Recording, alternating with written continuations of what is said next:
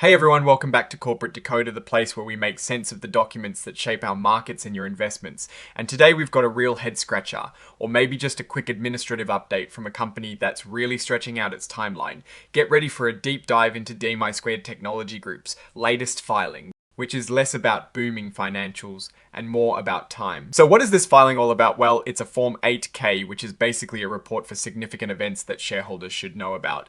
And in this case, the big event is that DMYY Technology Group, or DMY as it's known on the stock market, has decided to buy themselves more time. They are extending the date by which they need to figure out what business to buy. Think of it this way, DMYY is a special purpose acquisition company, or SPAC.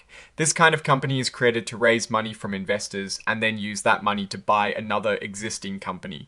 Investors give the SPAC money hoping it will find a good company to acquire and make their investment grow.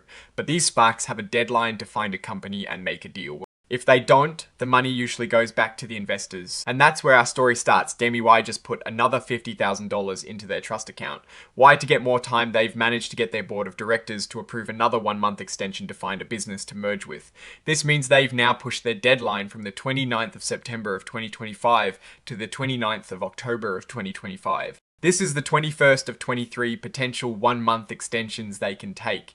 It seems like they are really trying to use every last minute. This is becoming a common theme with SPACs. They are designed to be quick in and out, but sometimes finding the right deal takes longer than expected. And for DMYY, it looks like they are really committed to exploring every single option they have before their ultimate deadline, which is the 29th of December of 2025, if they use all their allowed extensions. Now, let's quickly look at what DMYY actually represents on the stock market. Its ticker symbols are DMYY, U for units, DMYY for class of common stock, and DMYY WS for warrants. These units are made up of 1 share of their common stock and half of a warrant.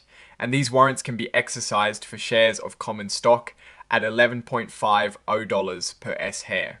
This is pretty standard for a SPAC, giving investors different ways to participate in the potential future of the company. Their common stock has a very low par value of just $0.0001 per S-share.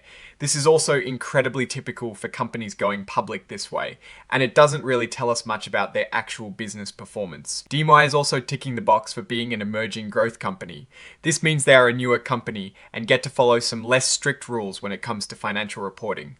They've also elected to not use the extended transition period for new accounting standards, which means they are playing by the newer rules sooner rather than later. So the main story here isn't about profits or losses or a new groundbreaking product. It's about time. DMYY is in a race against the clock to find a business to acquire. They've put in another $50,000 to extend that race by a month. This tells us they are serious about finding a deal, but it also hints that finding the right deal hasn't been easy. The date of this report is actually the 26th of September 2025. This aligns with the extension decision. And who is steering this ship? Harry L. He was listed as the Chief Executive Officer, Chief Financial Officer, and Chairman.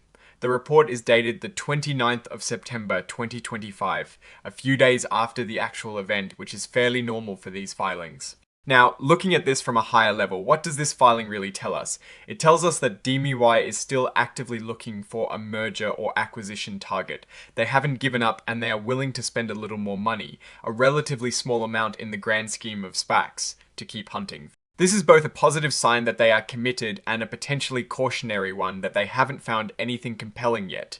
For investors in DMYY, this is a holding pattern. They are waiting for the company to announce a deal. Until then, these month-by-month extensions are just buying time and delaying the inevitable decision. The biggest risk here is simply running out of time before a deal is struck, which could lead to the SPAC liquidating and returning funds to shareholders.